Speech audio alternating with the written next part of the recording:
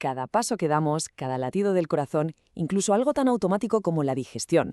Detrás de todo eso hay un tejido que está trabajando sin parar. Hoy vamos a meternos de lleno a explorar el motor del reino animal, el tejido muscular.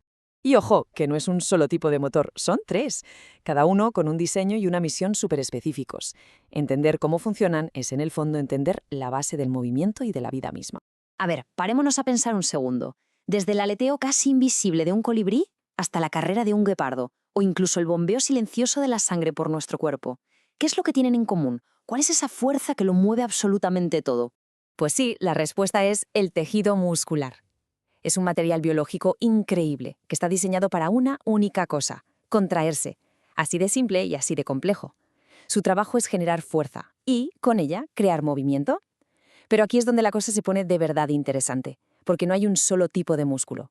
Hay 3 diseños maestros, y cada uno está adaptado a la perfección para su tarea. Vale, esta es nuestra hoja de ruta de hoy. Primero vamos a tener una visión general de los 3 tipos. Después nos vamos a sumergir en cada uno, el esquelético, el cardíaco y el liso, para ver qué los hace únicos. Y para rematar, vamos a ver una auténtica genialidad de la biología, cómo se organizan en los órganos huecos, como el intestino, para hacer su magia. Vamos a ello. En el reino animal, el tejido muscular viene, como decíamos, en 3 variedades. Podemos imaginarlos como 3 tipos de motores distintos. Uno que está hecho para la potencia y el control total, otro para una resistencia infinita, que no se cansa nunca, y un tercero para todas esas operaciones internas, automáticas y silenciosas. Y aquí los tenemos. El estriado esquelético, que es el que nos hace caso y nos permite movernos. El estriado cardíaco, que es ese corredor de maratón que trabaja solo y no para jamás. Y por último, el liso, el trabajador invisible que se encarga de que todo funcione por dentro. Ahora sí, vamos a conocerlos a fondo. Empezamos por el que nos resulta más familiar, el que vemos y sentimos todos los días, el músculo estrialo esquelético.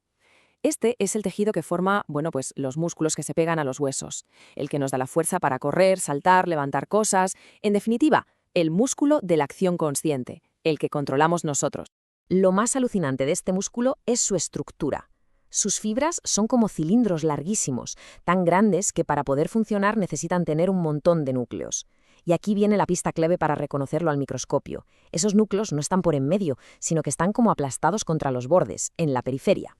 Como si dijeran, no molesto, que aquí dentro está la maquinaria importante. Y claro, como decíamos, su control es voluntario. Este detalle de la periferia es fundamental, de verdad.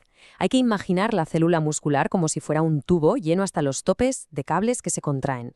Los núcleos, que son los centros de mando, se quitan de en medio, se van hacia la pared del tubo para dejar todo el espacio posible a esos cables.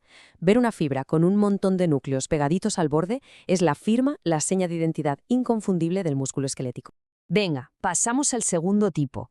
Una auténtica joya de la ingeniería biológica que está trabajando sin parar desde que estamos en el vientre materno hasta nuestro último aliento. Hablamos, por supuesto, del músculo estriado cardíaco. Este músculo es único, solo está en el corazón. A diferencia del esquelético, sus células son más cortitas, se ramifican y se conectan unas con otras. Tienen solo 1 o 2 núcleos, y estos sí están siempre en el centro. Su control, lógicamente, tiene que ser totalmente involuntario. Pero su verdadero secreto, la característica que lo hace tan especial, es otra cosa. Los discos intercalares. Esto es una pasada. No son un simple pegamento que une las células y ya. Son mucho más. Dentro tienen canales que comunican una célula con la otra directamente. Actúan como si fueran cables que sincronizan cada célula para que todo el corazón se contraiga a la vez, como una única unidad, con fuerza y de forma coordinada. Es lo que hace que cada latido sea eficaz. Y llegamos al tercer y último tipo, el músculo liso. Este es el héroe anónimo de nuestro cuerpo. No lo podemos controlar, casi nunca nos damos cuenta de que está ahí trabajando, pero sin él, cosas tan vitales como hacer la digestión o regular la presión de la sangre, pues simplemente no pasarían. El músculo liso forma las paredes de órganos como el intestino o las arterias. Sus células tienen una forma muy característica, se llama fusiforme, y tienen un solo núcleo bien centrado.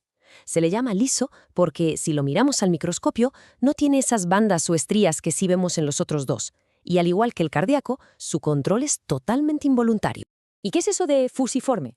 Pues es una forma como de uso o de puro, más ancha por el centro, que es donde está el núcleo, y muy finita por los extremos. Esta forma es súper inteligente porque permite que las células encajen unas con otras a la perfección, formando láminas de tejido muy compactas, ideales para estrujar y mover lo que haya dentro de los órganos huecos.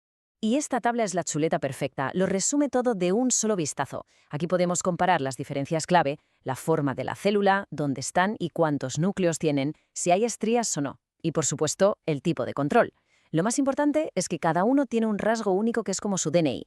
Los núcleos en la periferia, los discos intercalares o la ausencia de estrías. Con eso no hay pérdida. Bueno, pues ahora que ya conocemos las piezas del puzzle, vamos a ver cómo se montan. Vamos a centrarnos en el músculo liso, para entender cómo su organización, su arquitectura, es la clave de su función, sobre todo en órganos con forma de tubo, como el intestino. Y aquí viene la genialidad del asunto. La naturaleza ha colocado las fibras de músculo liso en dos capas, una encima de la otra, pero orientadas en direcciones opuestas, de forma perpendicular. Y esto, claro, no es por casualidad, es una solución de diseño brillante para conseguir un movimiento muy, muy concreto. A ver, vamos a desgranarlo.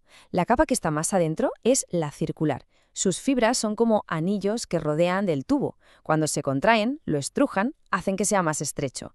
La capa de fuera es la longitudinal. Sus fibras van a lo largo del tubo y cuando éstas se contraen, lo que hacen es acortarlo. ¿Se va viendo ya por dónde van los tiros? Pues claro, la contracción perfectamente coordinada y por turnos de estas dos capas es lo que crea el peristaltismo, esa especie de onda que avanza apretando y empujando todo lo que hay dentro del tubo digestivo. Es como una danza perfectamente sincronizada entre apretar y acortar, una y otra vez para mover el contenido hacia adelante. En resumen, para que nos quedemos con lo esencial, hay tres tipos de músculo: esquelético, cardíaco y liso. Cada uno tiene una estructura, una localización y un tipo de control totalmente diferentes y adaptados a su función. Y por último, hemos visto que la organización tan inteligente del músculo liso en esas dos capas opuestas es la clave para que los órganos huecos puedan funcionar. Y para cerrar, una última reflexión que lo deja todo en el aire. Hemos visto la mecánica, cómo funcionan las piezas, pero esto nos deja con una pregunta fascinante. Si nosotros no podemos controlarlas, ¿qué sistema de comunicación tan increíblemente preciso se ocupa de que miles y miles de células musculares, ya sean lisas o cardíacas, se contraigan en perfecta armonía para llevar a cabo una función vital? Ahí queda eso. ¡Hasta la próxima!